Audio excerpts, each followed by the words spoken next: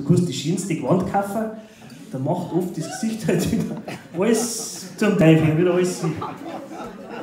Also, ja, Modestil, gell? Ich hab keinen Modestil. Ja, was ich über den Ranzen mitbringe, das ziehe ich an, da brauche ich einen Modestil. Ja, schau mal hinaus, wie soll ich rumlaufen? Wenn das ein Modestil ist, dann weiß ich auch nicht. Ja, alles wird ein bisschen kleiner, aber ein bisschen kürzer. Knie frei und Bauch frei und Schulter frei, alles frei. Alles so klar. Aber Unterwasch, schaut mal Unterwasch schon heutzutage. Ja, früher hast du mit der Unterhose von der Frau das Auto poliert, aber nicht die kleinen Autos.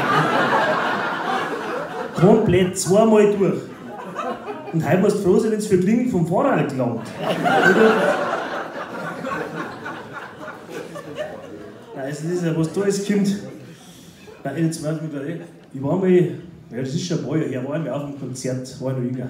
Was haben wir da angeschaut? Ein Depeche Mode oder irgend so ein Gewusel war das auf alle Fälle. Ja, und da war kurz vor der Zugabe, da war so eine Dame drin und die hat gemeint, sie schmeißt jetzt ihre Unterhosen auf die Bühne. Gell? Dann ist da eine Massenpanik ausgebrochen. Eine Massenpanik. Ja, die Leute haben gemeint, das Stadiondach kippt runter. Das ist ja nicht Horror, waren das früher. Was die Leute da gehabt haben. Also Shopping Queen. Wenn die mir einen suchen, der die 500 € versauft, dann mache ich auch nicht. Dann fahre ich da mal hin und dann kann es schon gehen.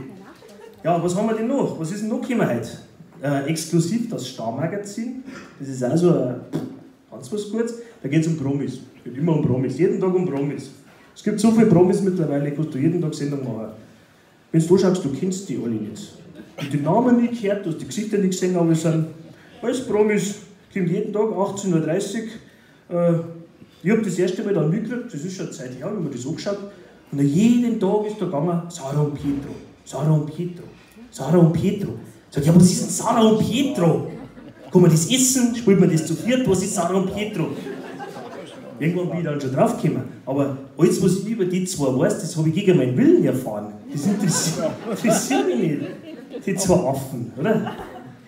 Sollten einen Umweltpreis sollten die kriegen. Ja? Der erste Müll, der sich selber trennt.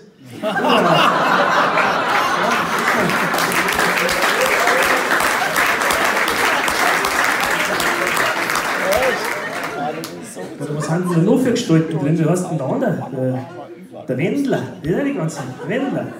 Seid zwar nicht besser, aber dem hat es doch auch mehr einen Kinderraum reingekagelt, oder? Exklusiv das Star-Magazin. Wahnsinn. Ich hoffe jetzt, dass ich durch den Auftritt heute, ich habe gesagt, ich habe das eigentlich noch nie gemacht, ich hoffe jetzt, dass ich nicht zu bekannt wäre. War mir recht, wie man das. Weil, ja, ich möchte eigentlich nicht nächstes ins Dschungelcamp müssen. Ja, aber da kommt man keinen, der da drin ist, also war jetzt ich wahrscheinlich auch bald dran. Das muss jetzt nicht sein. Ja, was haben wir denn sonst noch heute, wenn man da mit dem Fernsehen so durchschaut? Das ist ja, Galileo. Galileo ist so ein Thema, das ist eigentlich ein Musterbeispiel dafür, was bei uns mit der Fernsehlandschaft passiert. Galileo. Ich weiß nicht, wo das losgegangen ist. Eine super Sendung, habe ich immer angeschaut. Über wissenschaftlich interessante Themen. Da ist darum gegangen, wie sie Atome aufbauen oder was ist ein Wassermolekül oder Erfindungen, Technisches, lauter so Sachen. War hochinteressant. Habt ihr mal geschaut, was die heutzutage für Themen haben? Da schaut jetzt noch was. Kann Jumbo Schreiner 95 Kilo Schnitzel und 2 Anhänger Pommes essen? Jumbo Schreiner fliegt ans andere Ende der Erde für den größten Burger der Welt. Klimaschutz, so viel ist Galileo. Also Wahnsinn, was da mit der Fernsehlandschaft passiert, das ist nichts Gescheites mehr. Ja, wissenschaftlich, ich habe das wirklich gerne angeschaut. Und das einzige Wissenschaftliche, was die noch haben, das ist der weiße Kittel, den der nie zubringt. Der ist immer bringt er nicht rein. Und ja, ich habe gesagt, schön, dass ich heute da bin. Es war, genau, ab Donnerstag ist selber so ein Termin, wo ich nicht sicher sagen kann, habe ich Zeit. Im Moment geht es, weil Donnerstag läuft mal immer meine Sendung. Da kommt mir nichts aus und das schaue ich immer an. Und zwar ist das Game of Bones. Kennst du das? Germany's Next Topmodel hat es. Ja, das ist. Ja, das ist da jetzt so eine Grippewelle, die da übers Land fegt. Ja, das sind diese zaundüren Mädel, die es da hinstellen und die dann so Bücher auf den Kopf balancieren. Statt dass sie es lesen dann. Ja, das ist ja Models. Und das ist ja dann, weiß nicht, Schönheitsideal, aber ist das schön, wenn man die anschaut? Also die Figur, was vorn fällt, ist hinten zu wenig und ich finde das gruselig. Die, wenn am Park am Weiher vorbeigehen, da schmeißen Tanten das Brot wieder raus. Und das, ja, das ist dann das.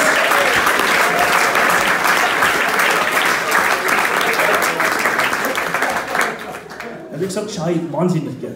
Germany's Next Topmodel schaue ich wahnsinnig gern. Aber jetzt nicht, weil mir die Sendung gefällt. Gell? Das ist ein totaler Krampf. Ich kann mich da einfach köstlich amüsieren. Für mich ist das einfach lockere Unterhaltung. Außer einmal, also ehrlich mal sagen, einmal war es wirklich dramatisch. Da war eine Finalsendung und dann hat es da Bomben drum gegeben. Boah, ist gleich unterbrochen, aber hat ewig gedauert, bis es weitergegangen ist. Ja, die haben dann da die Models raus und Bombenspürhunde rein. Und klar, die haben gesagt, wir müssen erst die ganzen Models raus, bevor wir die Hunde lassen. Die von den Knochen so abgelenkt werden, die haben ja überhaupt nicht gesucht. Ich glaube, da mache ich jetzt einmal mit, Germany's Next Topmodel. Ja, meine Frau sagt, die hätte Modelmaße, gell? 1 Model groß, 3 Model Brot. Ich habe aber wirklich schon einen Modeljob gehabt, ganz ehrlich, ohne Schmarrn jetzt. Für Fitnessstudio war das. War das vorher Model.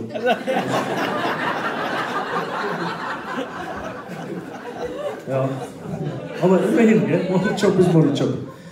Ich habe gesagt, also das, wenn jetzt laufen hat, war jetzt heute nicht da. Ich habe mir jetzt schlau gemacht, weil es kann ja doch einmal immer irgendwas sein. Es kann mal was sein und du kannst das nicht anschauen. Und dann haben sie gesagt, ja, kauf dir halt so einen Festplattenrekorder, gell? Dann nimmst du das auf und voll erledigt. Und ich dachte, ja gut, dann habe ich mir das erklären lassen, Serienaufnahme, das ist super. Das gibst du einmal und dann nimmt das immer auf, wenn eine Sendung kommt. Immer. Und dann habe ich gesagt, gut, nimm ich, habe ich ausprobiert. Ich habe es ausprobiert mit The Biggest Loser. Das ist auch so gut. Nein, ich habe Serienaufnahme Biggest Loser. Immer wenn das kommt, nimmt es auf. Ich habe das ein paar Wochen laufen lassen, dann schaue ich rein. Dann hat das alle Spiele von Borussia Dortmund aufgenommen.